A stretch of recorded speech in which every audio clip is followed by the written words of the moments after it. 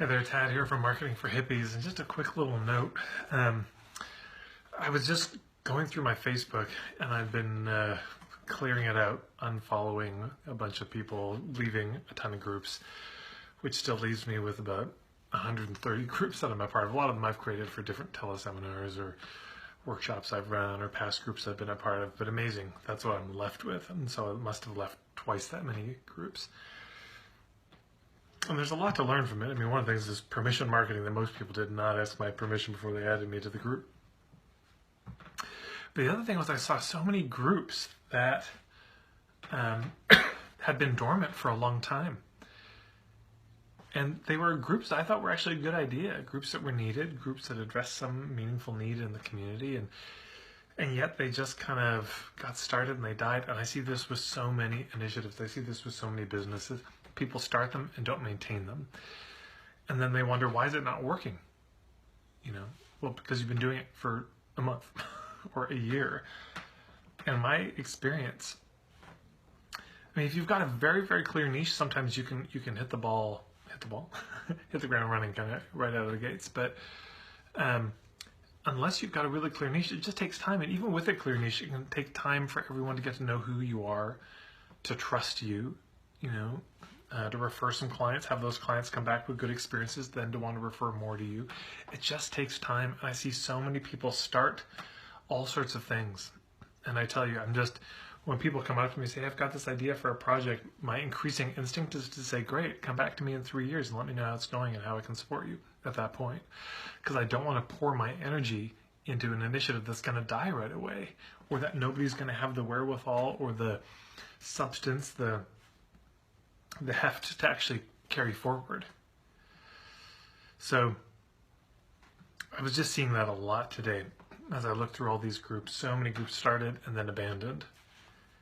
And, you know, probably for proper reasons, not to even criticize that they were, but I could imagine, and I've seen this, I've heard this so many times where I would start a project. And one in particular I'm thinking of, and a fellow said, yes, I'll take that project on. He was really excited about it. But when there wasn't this immediate upswell of support, when people weren't jumping, you know, all over themselves to say, what can I do? How can I support? And taking the ball and running with it. He just kind of, well, you know, doesn't seem like there's a lot of support, so I'm going to quit. It's like, what do you mean? Everyone was waiting for you to do something and waiting for you to sustain that for a little bit, you know? And he just dropped it, and it would have been a great project.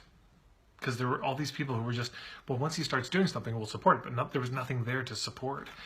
And so many people are waiting for this from you, is waiting for there to be something to support in terms of initiative, waiting for there to actually be a solid business where they can spread the word, waiting for you to run a workshop so they can actually tell your friends, waiting for some sort of a special offer that they could tell their friends about. A lot of people want to support you, and they're just waiting for the right moment. And because we don't stick around long enough, you know, sometimes you host a workshop and your friends say, oh, you know, I can't spread the word on this one. I'm too busy, but let me know about the next one. But there isn't a next one. And so they can't. And then people feel bitter about the community not supporting them, or, you know, like things never work out for them just because they quit so soon.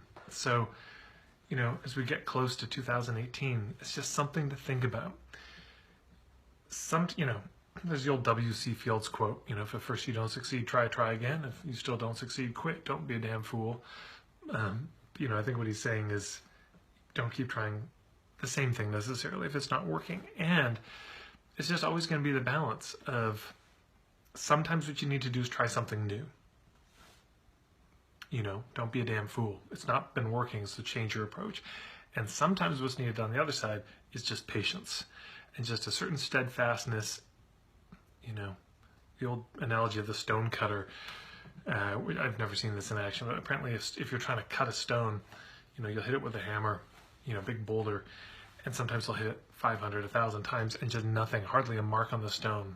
And then they hit it one time and it just cracks in half. And of course it wasn't that crack, that hit that made it break. It was all those other ones that were slowly doing it until that emerged on the surface. So sometimes it's the approach that isn't working, you need to change it. But sometimes you just need to have a little persistence, you know, and commitment. So that's just a thought of the day. Hope you're doing well as the new year approaches and the days begin to lengthen. And yeah, talk to you soon.